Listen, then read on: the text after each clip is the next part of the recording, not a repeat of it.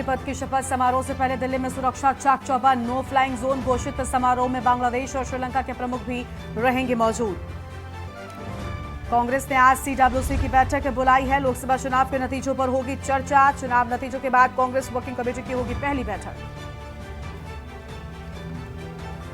IMS से 355 cadets भारतीय सेना में बने अफसर। कैडेट्स ने चेटवुड ड्रिल स्क्वायर पर की कदम ताल। मित्र राष्ट्रों के 39 कैडेट्स भी हुए पास आउट। गोल्डन टेम्पल में फोटोग्राफी और वीडियोग्राफी पर रोक। पवित्र स्थल को पिकनिक स्पॉट की तरह इस्तेमाल करने पर पाबंदी। विजिटरों को मोबाइल फोन बंद रखने के सख्त निर्देश। बिहार के मधुबनी में शराब तस्करों का पुलिस टीम पर हमला। पैंथर पुलिस टीम के 2 अफसरों को मारी गोली। हमलावर मौके से फरार। घायल अधिकारी जयनगर अस्पताल में भर्ती। नहीं रहे रामोजी फिल्म सिटी के फाउंडर रामोजी राव। 87 साल की उम्र में हुआ निधन। लंबी बीमारी के बाद हैदराबाद के अस्पताल में ली अंतिम सांस। देख रहे हैं के न्यूज़, खबरों का सारथी।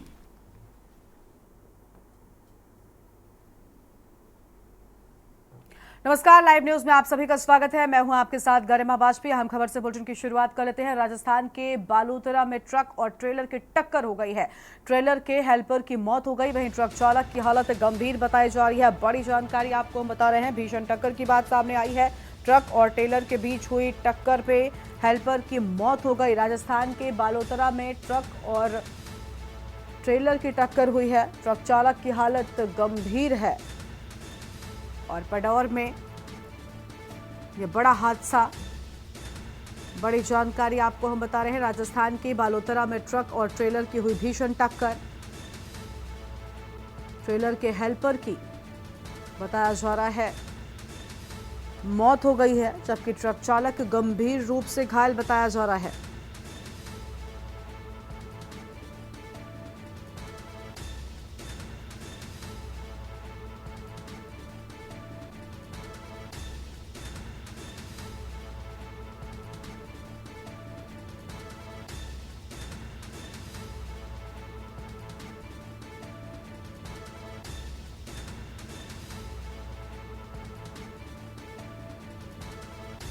तो यह बड़ी खबर आपको हम बता रहे हैं। ट्रक और ट्रेलर की जबरदस्त टक्कर की बात सामने आई है। बालोतरा में ट्रक और ट्रेलर की हुई टक्कर।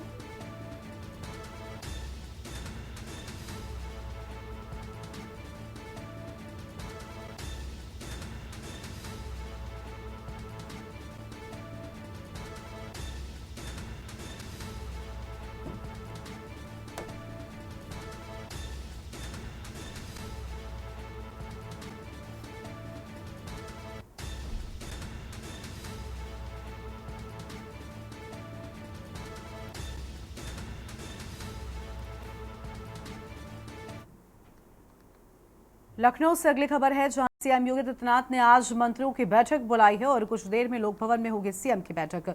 लोकसभा नतीजों को लेकर बैठक बुलाए जाने की बात सामने आई है। बड़ी जानकारी आपको हम बता दें। सभी मंत्रियों को राजधानी में रहने के निर्देश भी दिए जाने की बात।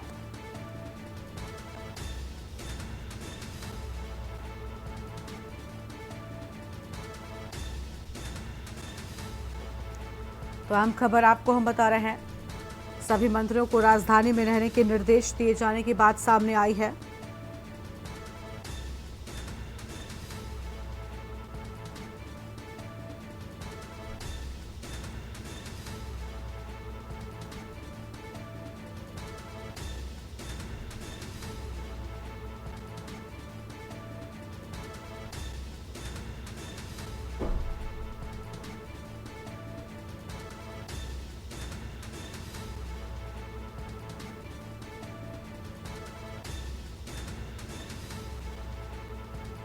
लखनऊ से खबर, सीएम योगी ने बुलाई मंत्रियों की बैठक। कुछ देर में लोक भवन में सीएम की अहम बैठक होगी। तो कुछ ही देर में सीएम की होगी अहम बैठक।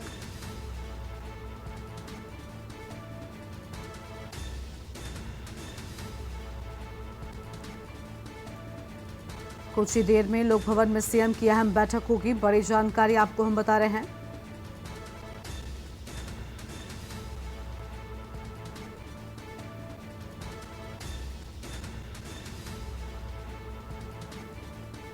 और इसी खबर पर बातचीत के लिए हमारे साथ में शिवा शर्मा जुड़ चुके हैं। शिवा, लोकसभा के नतीजों को लेकर मुख्यमंत्री की ओर से बड़ी बैठक बुलाई गई है और सभी मंत्रियों को राजधानी में ही रहने के निर्देश दिए गए हैं।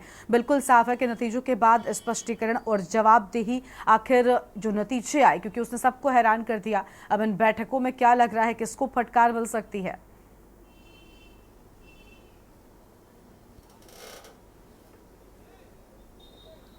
देखिए, लोक भवन के अंदर सभी मंत्रियों का लगभग पहुंचना शुरू हो गया है। जो कैबिनेट मंत्री हैं, जो राज्य मंत्री हैं, उन सभी धीरे धीरे करके लोक भवन के जो हॉल में है वो पहुंच रहे हैं और ज़रूर कुछ ही देर बाद मुख्यमंत्री योगी आदित्यनाथ भी वहां पर पहुंचेंगे और बैठक शुरू होगी। बैठक इसलिए भी है क्योंकि जो पेंडिंग कामकाज हैं, अब चूंकि चुनाव खत्म हुआ है, उसको लेकर के जो समीक्षा है वो मुख्यमंत्री योगी आदित्यनाथ खुद अपने तरीके से करेंगे।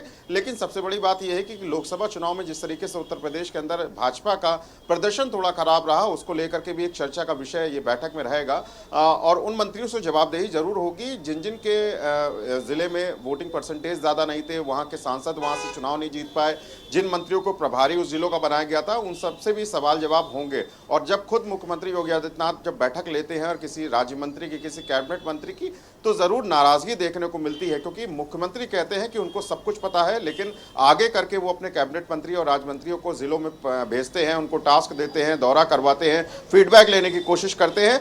वो शायद इस बार लोकसभा चुनाव में बहुत ज़्यादा उन मंत्रियों के द्वारा नहीं हो पाया और उसी को लेकर के लोकसभा चुनाव के बाद पहली ये बैठक है जो मुख्यमंत्री योगी आदित्यनाथ खुद अपने मंत्रियों के साथ, कैबिनेट मंत्रियों के साथ, राज्य मंत्रियों के साथ करेंगे और कुछ ही देर में लगभग ये कयास लगाया जा रहा है कि 20 से 25 मिनट बाद मुख्यमंत्री योगी आदित्यनाथ लोक भवन पहुंचेंगे और इस बैठक को शुरू करेंगे। बिल्कुल, काफी अहम बैठक मानी जा रही है और देखिए सभी मंत्रियों को भी यहीं पर रहने के निर्देश साफ तौर पर दे दिए गए हैं। शिवा, देखिए जब से नतीजे सामने आए हैं लगातार बैठकों का दौर शुरू है, चाहे दिल्ली हो या फिर लखनऊ।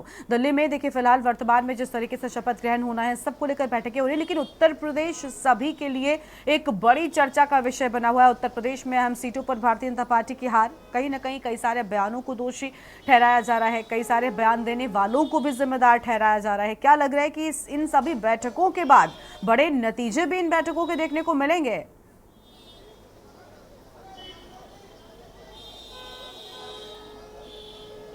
बिल्कुल, जिन मंत्रियों के बयानबाजी भाजपा के लिए बहुत ज़्यादा हानिकारक हो गई है, उनको भी शायद एक कड़ी फटकार मिल सकती है या उनके लिए मुख्यमंत्री योगी आदित्यनाथ कोई अहम फैसला कर सकते हैं।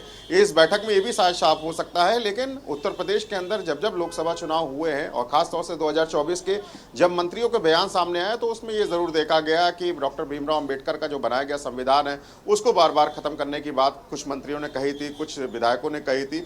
तो उसको लेकर के भी मुख्यमंत्री काफ़ी खासा जो है वो बहुत ज़्यादा नाराज़ हैं और उसी को लेकर के ये हो सकता है कि इस बैठक में चर्चा का विषय बन जाए।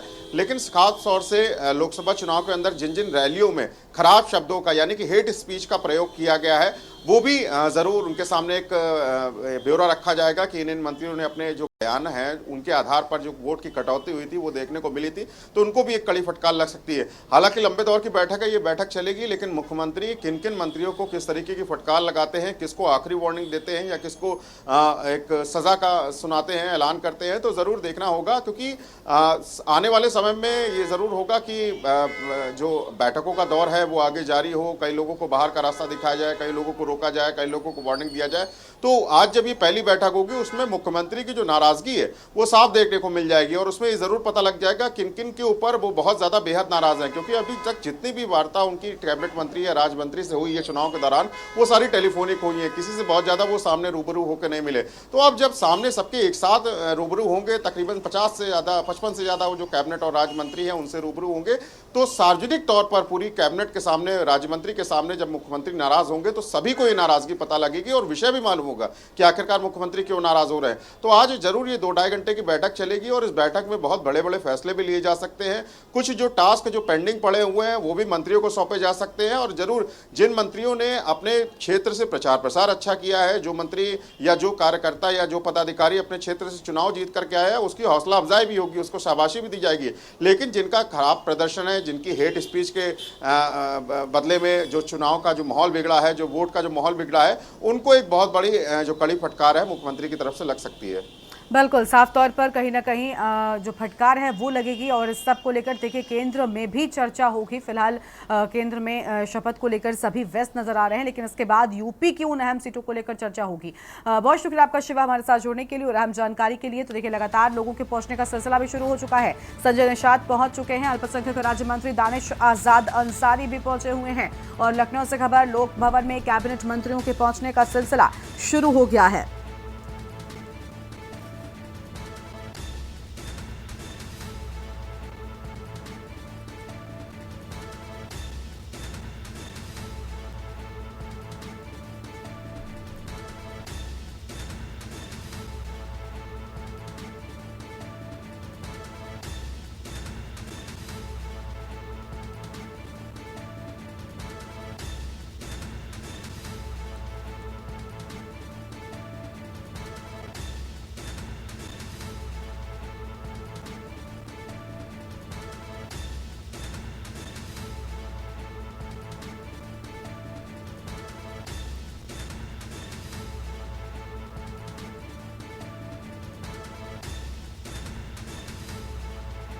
कैबिनेट मंत्री संजय निषाद लोक भवन पहुंचे हैं। बड़ी जानकारी लगातार सभी के पहुंचने का सिलसिला भी शुरू हो चुका है। अल्पसंख्यक कल्याण राज्य मंत्री दानिश आजाद अंसारी भी पहुंच चुके हैं। लखनऊ से खबर लोक भवन में कैबिनेट मंत्रियों के पहुंचने का सिलसिला शुरू हो चुका है। कैबिनेट मंत्री ओम प्रकाश राजभर भी पहुंच चुके हैं और संजय निषाद भी लोक भवन पहुंचे हुए हैं।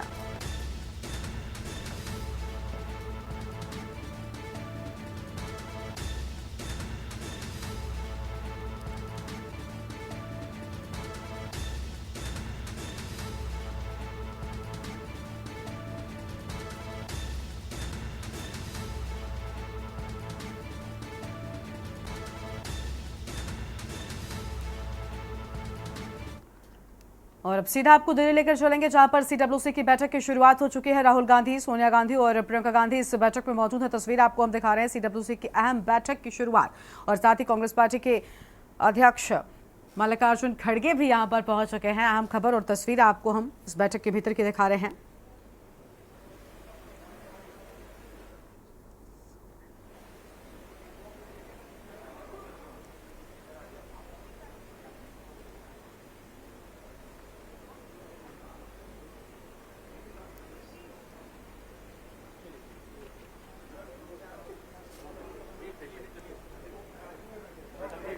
नहीं यार अब चल बस प्लीज अब हो गया बॉस अब आप चलो नहीं एक तो भैया आगे बढ़ते रहिए पहले मैच उधर से निकालो तभी तो निकलेंगे ना।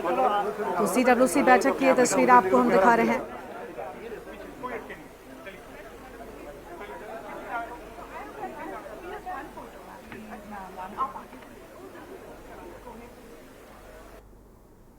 सीडब्ल्यूसी की बैठक आज अहम बैठक बुलाई गई है और सभी अहम लोग यहां पर पहुंच चुके हैं। बैठक के भीतर की ये तस्वीर आपकी टीवी स्क्रीन पर आपको हम दिखा रहे हैं।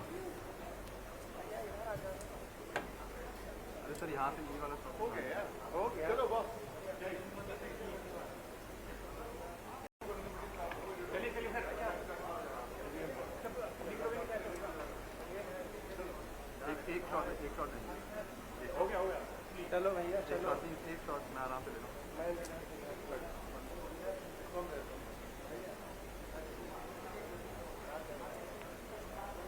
तो सीडब्ल्यूसी की बैठक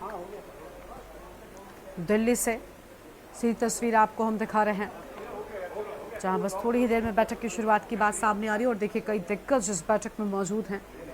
दिल्ली से सीडब्ल्यूसी की बैठक की लाइव तस्वीरें।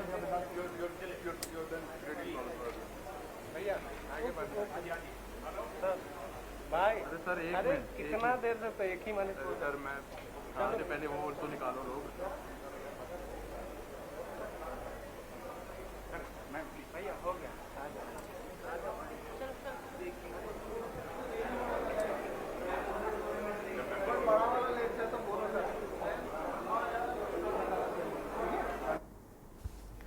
मल्लिकार्जुन, राहुल गांधी समेत कई बड़े चेहरे भी इस बैठक में मौजूद हैं। तो सीडब्ल्यूसी की अहम बैठक आज बुलाए जाने की बात सामने आई है और अब आगे बढ़ेंगे खबरों की ओर। अगली खबर आपको हम दिल्ली से बताते हैं, जहां कांग्रेस पार्लियामेंट्री पार्टी चेयरपर्सन का चुनाव आज हो जाएगा। सोनिया गांधी के नाम पर मोहर लगाने जुटेंगे सांसद। संसद के सेंट्रल हॉल में होगी कांग्रेस सांसदों की बैठक। शाम 5:30 बजे संसद भवन के सेंट्रल हॉल में बैठक होनी है। बड़ी खबर आपको हम बता रहे हैं।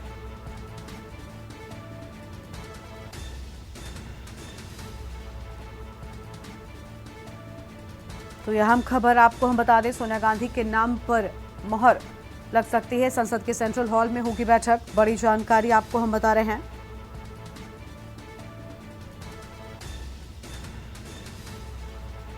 अहम खबर, सोनिया गांधी के नाम पर मोहर लगाने जुटेंगे सांसद और संसद के सेंट्रल हॉल में होगी कांग्रेस सांसदों की बैठक। शाम 5:30 बजे संसद भवन के सेंट्रल हॉल में बैठक होगी।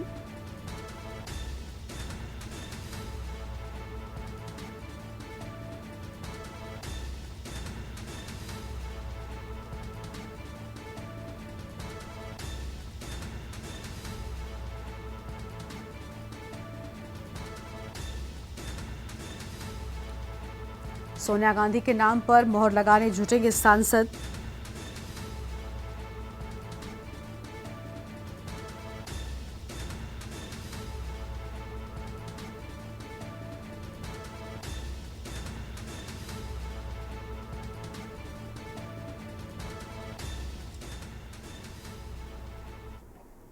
भाई ये तो संसदीय दल का विशेषाधिकार है, वो लोग तय करेंगे और उम्मीद करना चाहिए वो बने। ठीक है सर, आपने एक बड़ी स्टेटमेंट दी, आपने बोला है कि जो है 6 महीने या साल भर के अंदर ही मिड इलेक्शन हो सकते हैं। देखो, नायडू जी को जो जानते हैं, नीतीश जी को जानते हैं और जो मोदी को जानते हैं, तीनों को जो जानते समझते हैं, तो उसके बाद तो स्थिति यही है कि 6 महीने बाद चुनाव होना है। की मीटिंग है, highest decision making body of the Congress party है, एक्सटेंडेड मीटिंग है CWC की। इसमें सारे CLP PCC सब लोग रहेंगे। तो मुझे लगता है कि चर्चा होगी नतीजों पर। नतीजे बहुत अच्छे आए हैं। हमने बड़ी कड़ी मेहनत की है, हमारे नेताओं ने मुद्दों को उठाया है और इस देश ने मुद्दों पे लामबंद होकर कांग्रेस को, इंडिया गठबंधन को अपना आशीर्वाद दिया है। आगे की स्ट्रैटेजी तय होगी। मैम, राहुल गांधी का काफी अहम रोल रहा जिस तरह से उन्होंने मुझे लगता है राहुल गांधी ने इस चुनाव की पूरी पटकथा लिखी, उन्होंने स्क्रिप्ट लिखी और हम सब लोगों ने उस पर अमल किया। ये बात कल या परसों या 2 महीने पहले की नहीं है, ये भारत जोड़ो यात्रा से शुरू हुई, जब उन्होंने कन्याकुमारी से कश्मीर तक की 4,500 किलोमीटर की पदयात्रा की और उसके बाद ये चर्चा बढ़ती गई। तो मेरा अपना मानना है कि राहुल गांधी ने जिन मुद्दों को उठाया उन्हीं पर प्रखरता से चुनाव लड़ा गया। परंपरागत रूप से हमेशा कांग्रेस वर्किंग कमेटी की बैठक होती जो आकलन करती स्थिति का। चुनाव हुआ है, कांग्रेस को सफलता भी मिली है, कुछ जगहों पे असफलता भी मिली है, बैठकर हम चर्चा करेंगे। सर LOP के नाम पर बहुत ज्यादा राहुल गांधी। देखिए, एक ही नाम मेरी समझ से राहुल गांधी का है। राहुल गांधी का नाम इसलिए मैं कह रहा हूं कि 5वां टर्म में सीनियरिटी भी हो गई। सीनियरिटी के साथ साथ उनके साथ अब इस समय जो अटैक वो कर रहे हैं खोलकर, कोई दूसरा नहीं कर पा रहा है। लीडर ऑफ अपोजिशन हो जाएंगे, किसी भी समय कभी भी उनको बोलने का मौका हो। आगे बढ़ते हैं खबरों की ओर। अगली खबर आपको हम बताते हैं दिल्ली से, जहां कल प्रधानमंत्री पद की शपथ लेंगे नरेंद्र मोदी और शपथ ग्रहण का मालदीव के राष्ट्रपति को न्योता भेजे जाने की बात सामने आई है। मालदीव के राष्ट्रपति मुइज्जू ने स्वीकारा है न्योता। मोदी के शपथ ग्रहण समारोह में आएंगे राष्ट्रपति मुइज्जू। अहम खबर आपको हम बता दें, जहां पर मालदीव के राष्ट्रपति को भी शपथ ग्रहण का न्योता दिया गया है।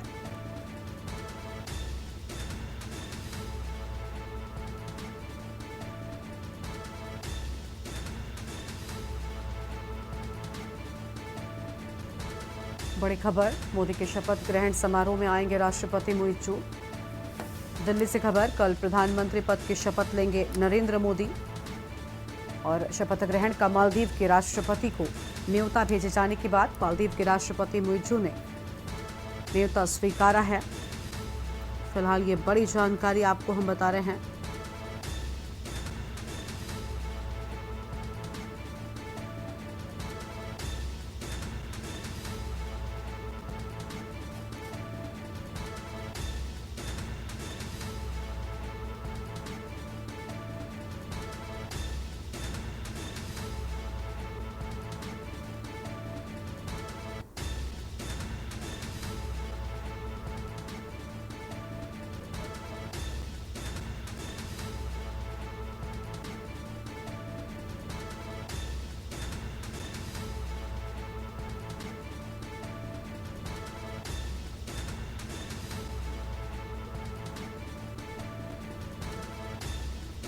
प्रधानमंत्री के शपथ ग्रहण समारोह को खास बनाने के लिए खास मेहमानों को भी आमंत्रित किया गया है और मालदीव के राष्ट्रपति को भी न्योता भेजे जाने की बात सामने आई है। मालदीव के राष्ट्रपति मुइज़्ज़ू ने न्योता स्वीकारा है। अहम जानकारी आपको हम बता रहे हैं।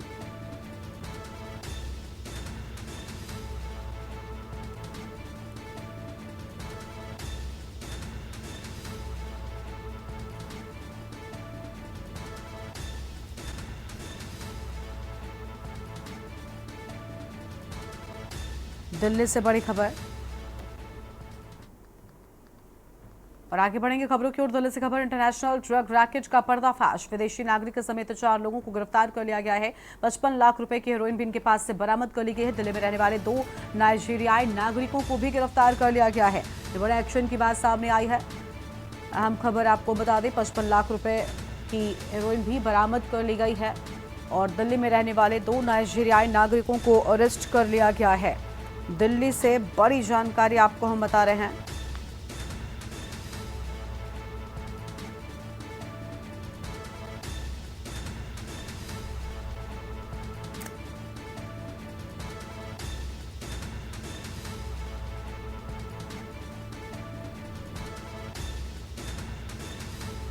तो ये बड़ी खबर आपको हम बता दें, जहां पर 55 लाख रुपए की हेरोइन भी इनके पास से बरामद की गई है।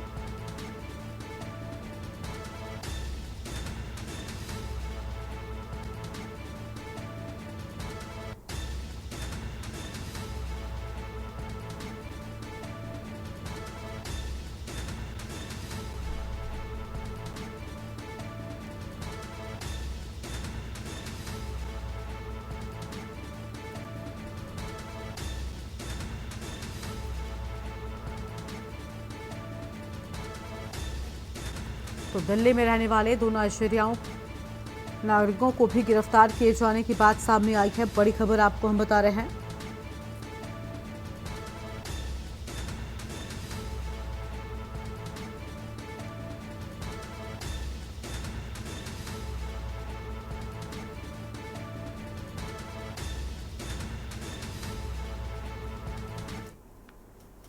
उत्तर प्रदेश सरकार के मंत्री और बीजेपी की हाथरस लोकसभा सीट से नवनिर्वाचित सांसद अनूप वाल्मीकि से हमारे विशेष संवाददाता अखिलेश सिंह ने दिल्ली में खास बातचीत की है। आइए आपको सुनाते हैं। उत्तर प्रदेश सरकार के मंत्री 2 लोकसभा चुनाव 2024 में भारतीय जनता पार्टी के टिकट पर हाथरस लोकसभा सीट से नवनिर्वाचित सांसद अनूप वाल्मीकि जी इस समय हमारे साथ हैं। हम बात करेंगे। मंत्री जी बताइए कि आपने 22 में उत्तर प्रदेश विधानसभा में जीत दर्ज की और उत्तर प्रदेश सरकार में मंत्री बने। अब 24 में आपको भारतीय जनता पार्टी ने मौका दिया, आपने 24 में जीत दर्ज की। के न्यूज़ की तरफ से पहले आपको बधाई। आप बताएं कि अपनी जीत को किस तरह देखते हैं और जनता को क्या संदेश देना चाहते हैं अपने लोकसभा क्षेत्र में। देखिए, सबसे पहले तो मैं के न्यूज़ के हृदय से आभारी कि आप कवरेज कर रहे हैं, इसलिए बहुत बहुत धन्यवाद। मैं आपके चैनल के माध्यम से धन्यवाद देना चाहूँगा आपकी जनता कि पहली बार मुझे देश की सबसे बड़ी पंचायत का प्रत्याशी भारतीय जनता पार्टी के शीर्ष आदरणीय मोदी जी, आदरणीय भारतीय जनता पार्टी के राष्ट्रीय अध्यक्ष, सभी वरिष्ठों ने मेरे जैसे कार्यकर्ता के बाद में समाज में जन्मे साधारण से कार्यकर्ता को देश की सबसे बड़ी पंचायत का टिकट दिया। और मैं आपके चैनल के माध्यम से धन्यवाद देना चाहूँगा हाथरस लोकसभा क्षेत्र की महान जनता जनार्दन को। उन्होंने मेरे जैसे व्यक्ति को वहाँ से रिकॉर्ड तोड़ मतों से लगभग 2 लाख के आसपास मुझे वहाँ से जिताने का काम किया है। मैं उनका भी बहुत बहुत आभार व्यक्त करता हूँ कि मेरे जैसे कार्यकर्ता को उन्होंने जिता कर भी देश की सबसे बड़ी पंचायत में जीतने का काम किया। और निश्चित ही मैं समझता हूँ उस शब्दों में अपने आप में कम है, मैं जितनी भी उनकी प्रशंसा उनकी वो करूँ वो कम है। और निश्चित ही जैसा कि उन्होंने मुझे 5 वर्ष एक सांसद के रूप में क्षेत्र की सेवा करने का अवसर दिया है, तो मैं पूरी लगन के साथ आत्मिकता के साथ मैं उस क्षेत्र का विकास हो, चाहे उनके सुख दुख में मिलना हो, चाहे कैसे उनका भला हो सकता है, मैं उसके लिए निरंतर वहाँ प्रयास करूँ। चलिए, उत्तर प्रदेश का जो इस बार चुनाव प्रचार था बहुत ही कांटे की टक्कर उस चुनाव में प्रचार के दौरान नहीं दिख रही है, लेकिन जब सीटों का आंकड़ा आया तो उसमें लगा कि कांटे की टक्कर हो गई। इसको क्यों देखते हैं, ऐसा क्यों हुआ? देखिए, निश्चित ही तो शीर्ष नेतृत्व तय करेगा कि इस तरह के परिणाम में बिल्कुल इसमें कोई दो राय नहीं। मैं बात करूं तो 2014 में आदरणीय मोदी जी के नेतृत्व में देश में चुनाव लड़ा गया और उत्तर प्रदेश जैसे प्रदेश में जिसमें 80 लोकसभा की सीटें, उसमें से हम लोगों ने 73 सीट, हम और हमारे सहयोगी दलों ने 73 सीट जीतने का काम किया। 2019 का चुनाव मैं समझता हूँ बड़ा मजबूत गठबंधन था, सपा बसपा और लोक दल, तो तीनों मुख्य विपक्षी दल तो एक थे, लेकिन उसके बावजूद भी महान जनता ने हमें 60 से ज़्यादा सीटें देने का काम हमने 2019 में किया। मैं मानता हूँ कि जो हमारी भारतीय जनता पार्टी की आशा थी उसके अनुरूप वहाँ हमें जनाने से नहीं मिला है, लेकिन निश्चित हमारा शीर्ष नेतृत्व हमारे संगठन के सभी बड़े इसमें लगातार मनन और चिंतन कर रहे हैं कि क्या कारण है कि जो पिछली बार हमें लगभग 60 से अधिक सीटें मिली थी वो घट करके अब कैसे आधी के आसपास हम आ गए। तो इस पर हमारा शीर्ष नेतृत्व चिंतन कर रहा है और निश्चित देखिए इसमें कोई दो है जो जनता कहीं ना कहीं हमें आशीर्वाद में कमी करती है और फिर दोबारा प्यार देती है। तो मुझे लग रहा है कि आगे निश्चित ही भारतीय जनता पार्टी जो है उत्तर प्रदेश की महाजनता का आशीर्वाद करता है, सिरे से भरसक प्रयास हो सकेगा। जितना भी मैं परिश्रम ज़्यादा से ज़्यादा हासिल कर सकूँगा, निश्चित पूरी ईमानदारी और विश्वास से करूँगा। और मेरा भी ये प्रयास है कि जब 5 वर्ष बाद अगर पार्टी मुझे पुनः दोबारा जीतने देती है तो इससे भी ज़्यादा प्यार अगर मुझे मिले तब तो मैं निकाल लेते हैं, अन्यथा मैं समझता सकते हैं। अच्छा, एक चीज़ बताइए कि उत्तर प्रदेश सरकार में आप मंत्री हैं, तो एक तमन्ना सभी की रहती है कि क्या केंद्र सरकार में भी मंत्री पद मिलने की आप सोचते हैं? वैसे तो मोदी जी को करना है। देखिए मेरी कोई इच्छा नहीं है, मैं एक भारतीय जनता पार्टी का कार्यकर्ता हूँ और मैं समझता हूँ कि जितना मुझे पार्टी ने दिया है शायद मुझे लगता है कि किसी कार्यकर्ता को जल्दी मिला। मैं 2017 में पहली बार विधायक बना, 2022 में पुनः मुझे टिकट देकर के विधायक बनाया पार्टी ने, और 2022 के कार्यकाल में आदरणीय योगी जी के मंत्रिमंडल में मुझे राज्य मंत्री के रूप में काम करने का अवसर था और अब 2024 में मुझे लोकसभा में टिकट दिया। 7 वर्ष और 4 बड़े दायित्व मैं समझता हूँ बहुत ज़्यादा और ये संभव नहीं है। मेरे जैसे कार्यकर्ता को पार्टी ने बहुत कुछ दिया, मेरी कोई इच्छा नहीं है। मैं एज ए सांसद के रूप में मैं कह रहा हूँ अपने आप में बहुत बड़ी बात है, हम लोग कल्पना नहीं कर सकते, हम तो कभी गाँव में प्रधानमंत्री के सपने नहीं देखते, लेकिन भारतीय जनता पार्टी एक ऐसा दल है जो गरीब से गरीब जो वर्ग हैं उनके उत्थान के लिए भी निरंतर काम कर रही है और दबे कुचले लोगों को आगे बढ़ाने का काम कर रही है। बहुत बहुत धन्यवाद। ये थे हमारे साथ उत्तर प्रदेश सरकार के मंत्री और नवनिर्वाचित भारतीय जनता पार्टी के हाथरस से लोकसभा सांसद अनूप बालमय जी। उनका कहना है कि उन्होंने 17 और 22 का विधानसभा चुनाव जीता और सरकार में जिम्मेदारी मिली, निष्ठा और संगठन के आधार पर काम किया। अगर 24 में केंद्र में भी अगर कोई जिम्मेदारी और संगठन की तरफ दी जाती तो उसको वैसे ही निभाएंगे। कैमरामैन प्रदीप के साथ अखिलेश सिंह, के न्यूज इंडिया, दिल्ली। और यहाँ पर रुकते हैं एक ब्रेक के लिए, चल लौटेंगे। आप देख रहे हैं के न्यूज। ब्रेक के बाद आप सभी का स्वागत है। यूपी में लोकसभा चुनाव की जबरदस्त जीत के बाद अखिलेश यादव ने सभी नवनिर्वाचित सांसदों की बैठक बुलाई। लखनऊ स्थित समाजवादी पार्टी कार्यालय के बाहर पोस्टर लगे हुए हैं जिसमें कई पार्टी कार्यकर्ता और पदाधिकारियों ने अखिलेश और अयोध्या से जीत दर्ज की अवधेश के पोस्टर लगाए। पार्टी कार्यालय के बाहर से जायजा लिया हमारे संवाददाता शिवा शर्मा ने, दिखाते हैं। लखनऊ में अखिलेश यादव से मिलने के लिए सभी नवनिर्वाचित सांसद एक एक कर पहुंच रहे हैं और समाजवादी पार्टी कार्यालय के बाहर पोस्टर के जरिए एक बार आप फिर देख सकते हैं कि अखिलेश यादव और अवधेश कुमार को एक बड़ा नेता बताया गया है। सपा कार्यालय के ठीक सामने ये बैनर पोस्टर लगा हुआ है जिसमें सबके श्री अखिलेश और अयोध्या के अवधेश, इस तरीके का एक पोस्टर लगा हुआ है जो जय सिंह प्रताप यादव ने, जो अमेठी के कार्यकर्ता है समाजवादी पार्टी के, उन्होंने यहाँ पर लगवाया है। और किस तरीके से शानदार जीत जो हुई है समाजवादी पार्टी के उत्तर प्रदेश में और अकेले दम पर 37 सीटें समाजवादी पार्टी ने उत्तर प्रदेश के अंदर हासिल की है, उसको लेकर के जो सभी सांसद हैं वो आज अखिलेश यादव से अभी कुछ ही देर में मुलाकात करेंगे और धीरे धीरे करके ये सिलसिला जरूर शुरू हो जाएगा। और पूरी तरीके से जो सपा कार्यालय के आसपास का एरिया है वहां पर बैनर पोस्टर अलग अलग अपने तरीके से लगाए गए हैं और तमाम जो कार्यकर्ता हैं उन्होंने अपनी जीत की बधाइयां जो है वो अखिलेश यादव को दी है। फिलहाल सभी जो पार्टी के कार्यकर्ता हैं, जो पदाधिकारी हैं, धीरे धीरे पहुंच रहे हैं, लेकिन ये कयास लगाया जा रहा है कि कुछ ही देर बाद पार्टी के तमाम जो सांसद हैं जो जीत करके आए हैं उत्तर प्रदेश के अंदर से, वो पहुंचना शुरू होंगे। एक तस्वीर ये भी बहुत अहम हो जाती है कि पीडीए का फॉर्मूला जो लोकसभा चुनाव में अप्लाइड हुआ था अखिलेश यादव की तरफ से, उसको लेकर के जो कार्यकर्ता हैं, जो समाजवादी पार्टी के जो प्रिय कार्यकर्ता हैं, उन्होंने अपने चेहरे पर, अपने शरीर पर पेंट लगा करके पिछड़ा, दलित और अल्पसंख्यक का ये जो नारा है वो अपने शरीर में दिखा रहे हैं। आप तमाम तरीके से देख सकते हैं जो तीनों लोग हैं वो समाजवादी पार्टी कार्यालय के बाहर खड़े हुए हैं और कुछ ही देर में जब सांसद पहुंचेंगे, अखिलेश यादव से मुलाकात करने पहुंचेंगे, तो कयास ये भी दिखाया जा रहा है कि ये भी लोग अखिलेश यादव से मुलाकात करेंगे और उत्तर प्रदेश के अंदर जो जीत उत्तर प्रदेश के अंदर अखिलेश यादव ने हासिल की है इस लोकसभा चुनाव में, उसको लेकर के अपना आभार व्यक्त करेंगे। और तमाम जो सांसदों के पहुंचने का जो सिलसिला है वो लगभग जारी है और तकरीबन 2 घंटे तक ये बैठक सांसदों की अखिलेश यादव के साथ चलेगी और जो मूल मंत्र का जो फॉर्मूला है, जो जीत का फॉर्मूला है, वो अखिलेश यादव अपने नवनिर्वाचित सांसदों को देंगे और आगे किस तरीके की रणनीति बनानी है, किस तरीके से विकास करना है उन क्षेत्रों में जहां से वो सांसद चुने गए हैं, इसको लेकर की भी एक अहम बैठक है। वीडियो जर्नलिस्ट आदित्य के साथ शिवा शर्मा, के न्यूज, लखनऊ। छत्तीसगढ़ के नक्सल प्रभावित नारायणपुर जिले में सुरक्षा बलों ने मुठभेड़ में 7 नक्सलियों को मार गिराया। पुलिस की तरफ से ये जानकारी दी गई है। अधिकारियों ने कहा कि मुठभेड़ में 3 जवान भी घायल हुए हैं। पुलिस अधिकारियों के मुताबिक नारायणपुर, दंतेवाड़ा और कोंडागांव जिले की सीमा पर सुरक्षा बलों ने मुठभेड़ में 7 नक्सलियों को मार गिराया।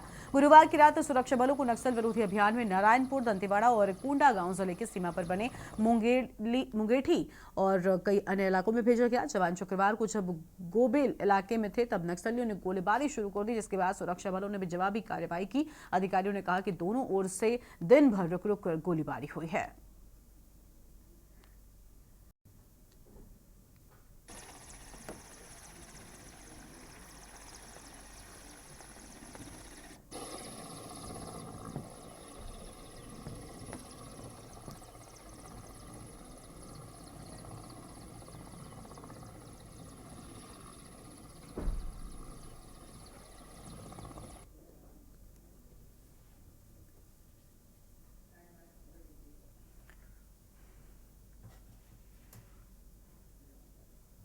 अगली खबर जौनपुर से, जहां दबंगों ने महिला को बीच सड़क पर जमकर पीटा है। पिटाई का वीडियो सोशल मीडिया पर वायरल हुआ।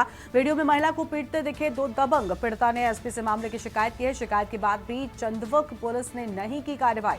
महिला ने एसपी से शिकायत की है। स्थानीय पुलिस पर अनसुनी के आरोप भी लगाए हैं। चंदवक के लेवरुआ गाँव का ये पूरा मामला है। बड़ी खबर आपको हम बता रहे हैं। और शिकायत के बाद भी चंदवक पुलिस ने कोई कार्रवाई नहीं की।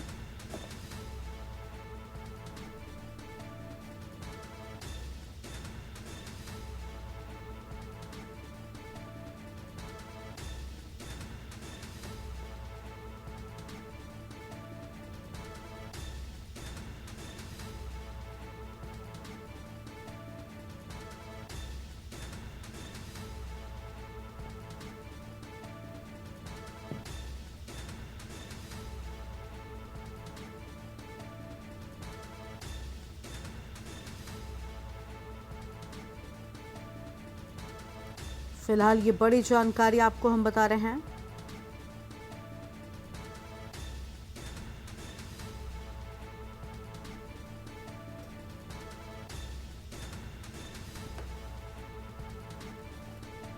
तो पिटाई का वीडियो सोशल मीडिया पर लगातार वायरल हो रहा है। और इसी खबर पर बातचीत के लिए हमारे साथ अजय कुमार सिंह जुड़ चुके हैं। अजय, दबंगों ने महिला को बीच सड़क पर जमकर पीटा, तस्वीरें सोशल मीडिया पर वायरल हो रही हैं। क्या इन दबंगों पर अब तक कोई एक्शन लिए जाने की बात सामने आई है?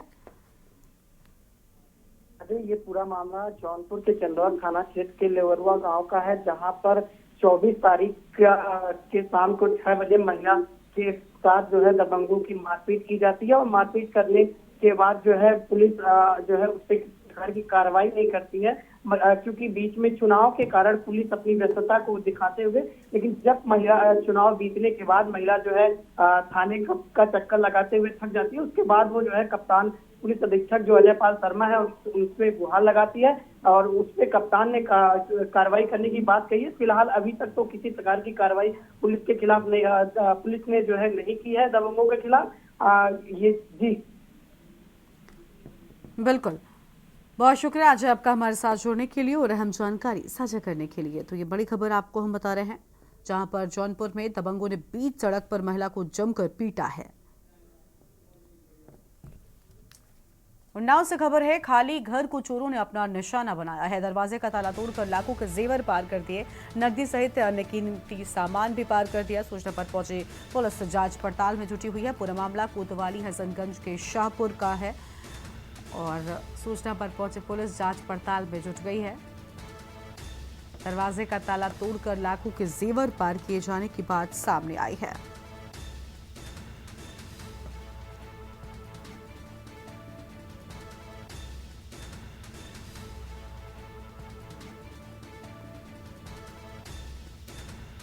फिलहाल ये बड़ी जानकारी आपको हम बता रहे हैं।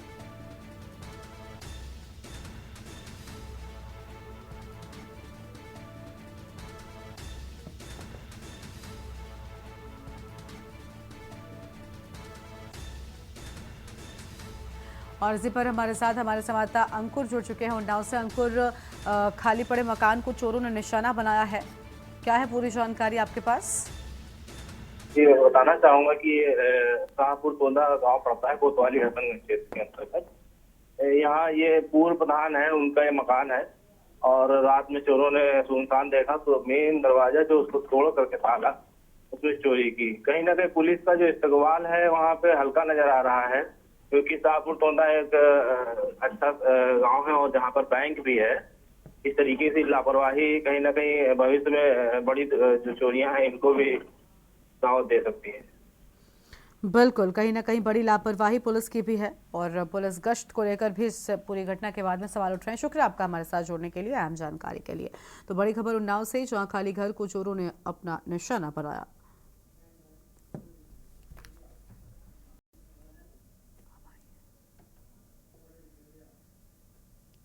अगली खबर फिरोजाबाद से है, जहां पर शुक्रवार की रात 3 बजे के करीब आगरा लखनऊ एक्सप्रेसवे पर श्रद्धालुओं ने से भरी एक बस चालक को नींद की झपकी आने के चलते अनियंत्रित होकर एक्सप्रेसवे से नीचे खाई में पलट गई। इस दुर्घटना में बस में सवार 65 यात्रियों में से लगभग 40 लोग घायल हो गए। घटना नसीरपुर थाना क्षेत्र के माइलस्टोन 51 पर हुई है। घटना की सूचना मिलते ही एक्सप्रेसवे पर मौजूद कर्मचारी व नसीरपुर इंस्पेक्टर मौके पर पहुंचे। उन्होंने आनन फानन में बस में से सभी यात्रियों को बाहर निकाला और उपचार के लिए जिला संयुक्त चिकित्सालय व फिरोजाबाद मेडिकल कॉलेज में भर्ती कराया है।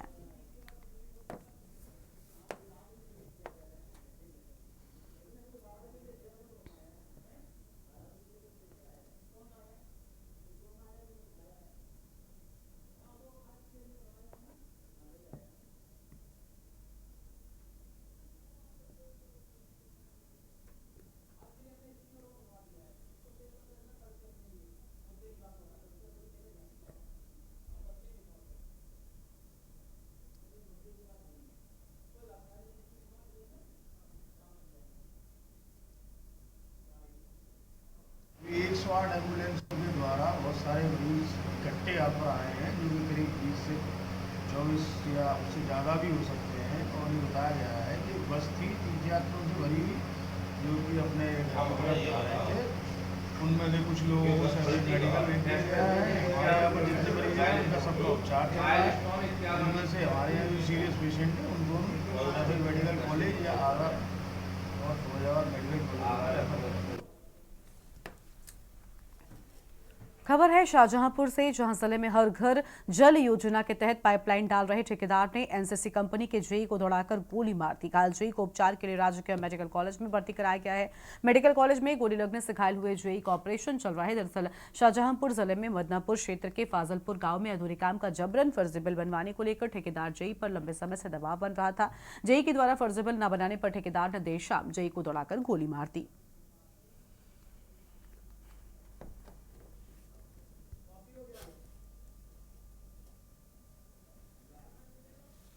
गई, क्या पूरा मामला है और क्या पुलिस द्वारा कार्रवाई की जा रही है? ये थाना बदनापुर क्षेत्र के अंतर्गत ग्राम फाजिलपुर में पानी की टंकी निर्माण का और पाइपलाइन बिछाने का कार्य जो है नागार्जुन कंस्ट्रक्शन कंपनी एनसीसी के द्वारा कराया जा रहा। उसी में एक जूनियर इंजीनियर के पद पर जो संबंध हैं कर्मचारी, इनका एक ठेकेदार से पैसे के लेन देन और बिल पेमेंट के लिए विवाद था।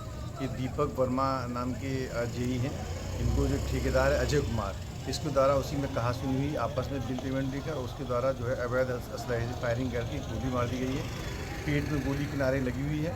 पुलिस तत्काल मौके पर पहुंची, सीएचसी भेजा गया, डिस्ट्रिक्ट हॉस्पिटल में ऑपरेशन कर दिया गया है। इनकी स्थिति सामान्य है और उसको पकड़ने के लिए क्षेत्राधिकारी सदर के नेतृत्व में टीम गठित कर दी गई। शीघ्र गिरफ्तार करके अग्रिम कार्रवाई की जाएगी। चिलचिलाती गर्मी के बावजूद बड़ी संख्या में श्रद्धालुओं का अयोध्या आना जारी है। राम मंदिर में रामलला के दर्शन करने के बाद कई श्रद्धालु गर्मी से बचने के लिए राम की पैड़ी घाट पर सरयू नदी में डुबकी लगाते दिखे हैं। ये रिपोर्ट देखिए। चिलचिलाती गर्मी के बावजूद बड़ी संख्या में श्रद्धालुओं का अयोध्या आना जारी है। राम मंदिर में रामलला के दर्शन करने के बाद कई श्रद्धालु गर्मी से बचने के लिए राम की पैड़ी घाट पर सरयू नदी में डुबकी लगाते दिखे। एक साथ दोनों काम हो रहे हैं। एक तो दर्शन करके हम लोग भाग्यशाली मानते हैं रामलला का, क्योंकि इतने सालों बाद आए और ऊपर से इतनी गर्मी में हमें राहत भी मिल रही है सरयू नदी में नहाकर। कुछ साल पहले ही इन घाटों को नया भव्य रूप दिया गया है। ताकि यहाँ ज्यादा से ज्यादा श्रद्धालु आएं और सरयू नदी में आस्था की डुबकी लगा सकें। हम सरयू नदी में आए हैं, राम भगवान के दर्शन किया, अच्छा लगा। अब अभी ठंडक के लिए स्नान करने आए हैं, थोड़ा अच्छा पुण्य मिले, इसकी वजह से न गर्मी ज्यादा है। मौसम विभाग के मुताबिक उत्तर पश्चिम, मध्य और पूर्वी भारत में लू के हालात अभी अगले 2 से 3 दिनों तक जारी रहेंगे।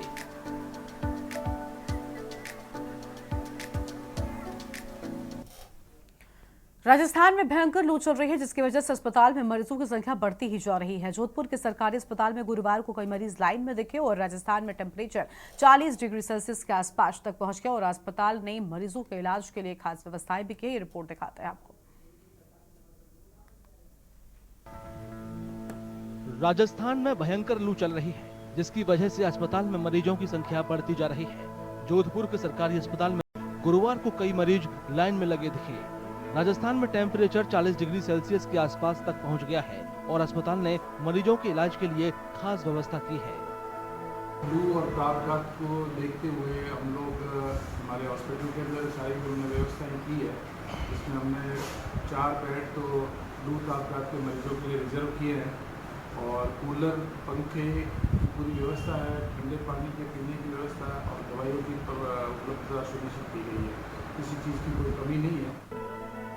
डॉक्टर लोगों को धूप से बचने और ज्यादा पानी और ORS पीने की सलाह दे रहे हैं।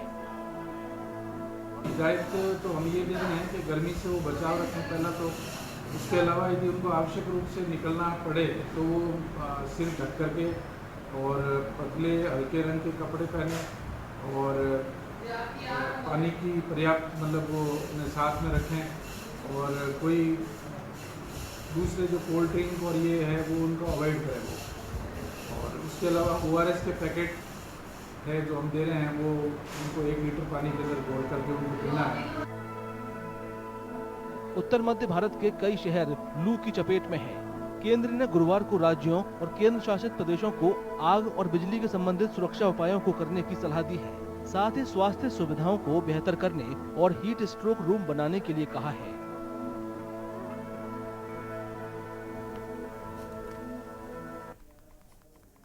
और अगली खबर आपको मुरादाबाद से बताते हैं। इस बीच मुरादाबाद से एक बड़ी जानकारी निकलकर सामने आ रही है, जहां पर सपा के पूर्व जिलाध्यक्ष का मिला शव। बड़ी खबर आपको हम बता दें, संदिग्ध परिस्थितियों में उनके आवास पर शव मिलने की बात सामने आई है। सपा के पूर्व जिलाध्यक्ष का शव मिला, आवास के निचले तल पर मिला है शव और गोली लगने से मौत होने की जानकारी मिली है। तो गोली लगने से मौत होने की बात सामने आई है। बड़ी खबर आपको हम बता रहे हैं, सपा के पूर्व जिलाध्यक्ष का शव मिला है। घटनास्थल को पुलिस ने किया कॉर्डन ऑफ। घटनास्थल पर पहुंच चुकी है पुलिस। बड़ी जानकारी आपको हम बता रहे हैं।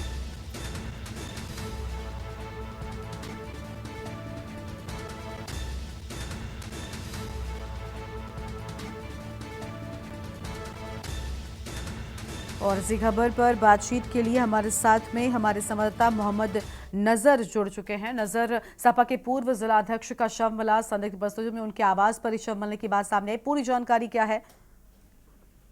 देखिए, अभी तक जो सपा के पूर्व जिलाध्यक्ष डीपी यादव उनकी संदिग्ध परिस्थिति में आवास पर उनके शव मिला है। अभी तक पुष्टि न हो पाई है, मगर खुद को गोली मारकर आत्महत्या करी गई है, ऐसा बताया जा रहा है। अभी तक पुलिस ने शव को कब्जे में लेकर जांच शुरू कर दी है। परिजनों की ओर से कुछ कहा गया कि आखिर क्या वजह थी, उन्होंने ऐसा कदम क्यों उठाया? अभी तक पूरी तरह पुष्टि नहीं हो पाई है कि परिजनों की तरफ से कुछ हुआ हो। अभी जो पुलिस द्वारा आसपास जो CCTV कैमरे लगे हुए उसे छान रही है और लगातार जांच चल रही है। पुलिस के आला अधिकारी मौके पर पहुंचे हैं। ठीक है, बहुत शुक्रिया आपका हमारे साथ जुड़ने के लिए। तो बड़ी खबर, जहां पर सपा के पूर्व जिलाध्यक्ष का शव मिलने की बात सामने आ रही है। ऐसा कहा जा रहा है कि उन्होंने खुद आत्महत्या की है। बड़ी खबर आपको हम बता दें, गोली मारकर आत्महत्या करने की बात सामने आ रही है, लेकिन अब तक कोई पुष्टि नहीं हो सकी है। पुलिस मौके पर पहुंच चुकी है। बड़ी जानकारी आपको हम बता रहे हैं। तो अहम खबर, चुनाव के बाद पद से हटाए गए थे डीपी यादव और अब घर में शव मिलने की बात सामने आई है। अहम खबर आपको हम बता रहे हैं। फॉरेंसिक की टीम मौके पर पहुंच चुकी है।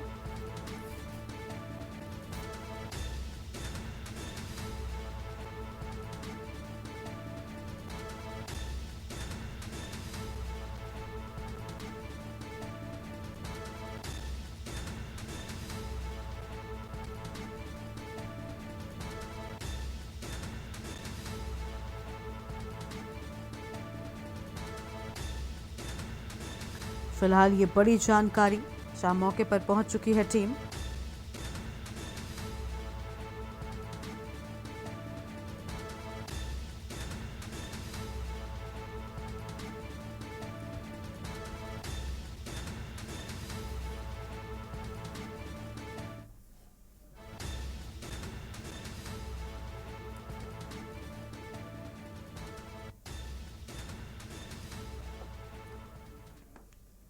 और अगली खबर आपको हम दिल्ली से बताते हैं। इस बीच दिल्ली से बड़ी जानकारी, जहां मोदी के तीसरे कार्यकाल और कैबिनेट को लेकर बड़ी जानकारी सामने आ रही है। केंद्र में मोदी सरकार के मंत्रिमंडल का फॉर्मूला तय है। सूत्रों के हवाले से बड़ी खबर, सीसीएस से जुड़े मंत्रालय बीजेपी के पास होने की बात, और बिहार के एनडीए सरकार के तर्ज पर होगा फैसला। मोदी 3.0 कैबिनेट को लेकर अहम बात सामने आई है। फॉर्मूला तय होने की बात सामने आई है। बड़ी खबर आपको हम बता रहे हैं।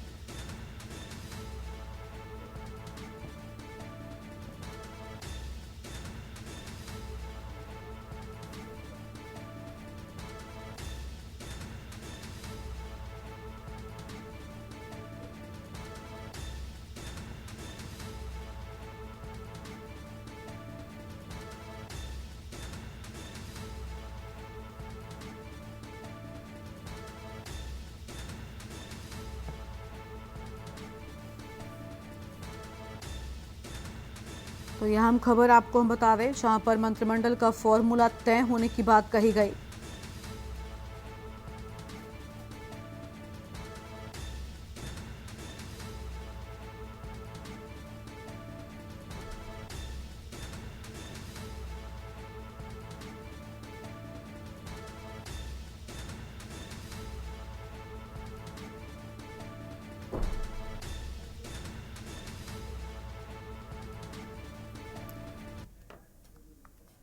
और अगली खबर पे दिल्ली से ही आपको बताते हैं। दिल्ली से एक और बड़ी जानकारी सामने आ रही है। दिल्ली से एक और बड़ी खबर का रुख कर लेते हैं। बड़ी खबर दिल्ली से, जहां पर 9 जून को शपथ ग्रहण से पहले बीजेपी की बैठकों का दौर लगातार जारी है। तो 9 जून को शपथ ग्रहण से पहले लगातार बैठकों का दौर जारी है। अहम खबर आपको हम बता रहे हैं।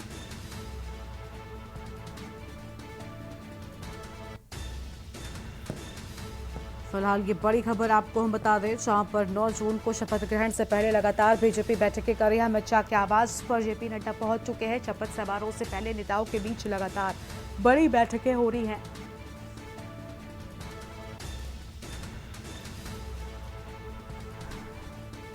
दिल्ली से बड़ी जानकारी, अमित शाह के आवास पर पहुंचे पार्टी अध्यक्ष जेपी नड्डा।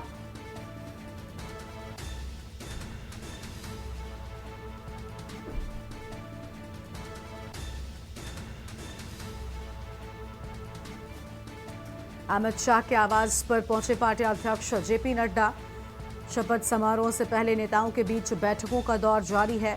9 जून को तीसरी बार प्रधानमंत्री पद की शपथ लेंगे नरेंद्र मोदी।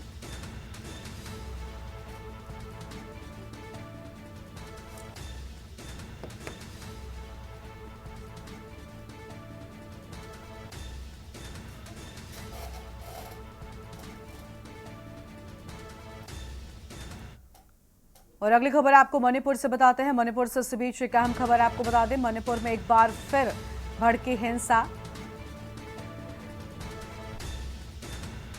मणिपुर के जिरीबाम में कई घरों से लोगों का पलायन हुआ। तो मणिपुर के जिरीबाम में एक बार फिर से हिंसा भड़की है।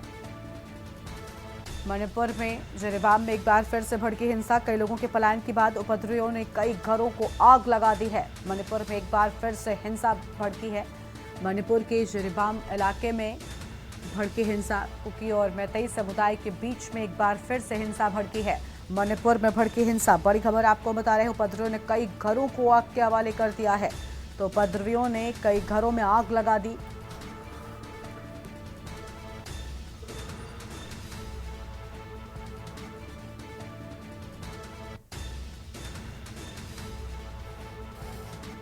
बड़ी जानकारी आपको हम बता रहे हैं। जिरीबाम में कई घरों में आग लगने से मचा हड़कंप। कुकी और मैतेई समुदाय के बीच झड़प की बात सामने आई है। तो कुकी और मैतेई समुदाय के बीच झड़प की बात सामने आई है। उपद्रवियों ने कई घरों को आग के हवाले कर दिया है। अहम जानकारी, जिरीबाम में कई घरों से लोगों का पलायन भी देखने को मिला है। जिरीबाम में मणिपुर में एक बार फिर भड़की हिंसा और उपद्रवियों ने कई घरों को आग लगा दी है। तो उपद्रवियों ने कई घरों को लगाई आग। जिरीबाम में कई घरों में लोगों का पलायन देखने को मिला है। कुकी और मैतेई समुदाय के बीच झड़प लगातार जारी है। जिरीबाम से खबर, मणिपुर में एक बार फिर भड़की हिंसा, उपद्रवियों ने कई घरों को आग के हवाले कर दिया है।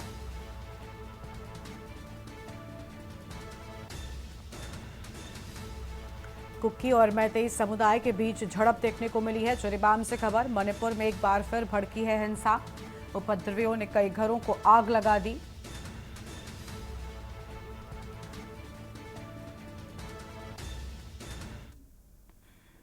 खबर चंदौली से आपको हम बताते हैं। इस बीच चंदौली से आम खबर सामने आ रही है। तेज रफ्तार ट्रैक्टर ने ऑटो को टक्कर मार दी। चंदौली से खबर,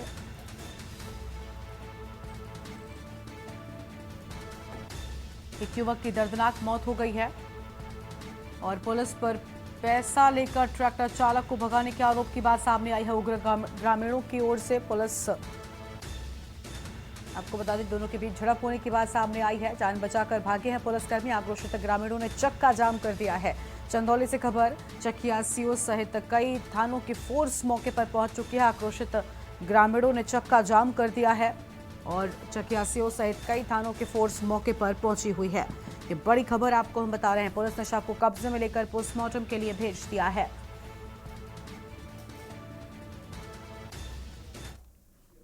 और अगली खबर आपको वाराणसी से बताते हैं। इस बीच वाराणसी से अहम जानकारी, नीट परीक्षा में गड़बड़ी के आरोप को लेकर अहम बात सामने आई है। पीएचयू के मुख्य द्वार पर सैकड़ों छात्र छात्राओं की ओर से बड़ी बातें, नीट की परीक्षा को रद्द करने की मांग उठाए जाने की बात भी सामने आ रही है। बड़ी खबर आपको हम बता रहे हैं। और बीएचयू के मुख्य द्वार पर सैकड़ों छात्र छात्राओं ने प्रदर्शन किया है। मांग को लेकर छात्र छात्राओं ने जमकर नारेबाजी भी की है और प्रदर्शन को देखते हुए कई थानों की पुलिस मौजूद है। नीट परीक्षा में गड़बड़ी के आरोप को लेकर प्रदर्शन देखने को मिला है। और इस बुलेटिन में फिलहाल इतना ही। तमाम खबरों के लिए आप देखते रहिए न्यूज़ इंडिया। नमस्कार। आप देख रहे हैं के न्यूज़, खबरों का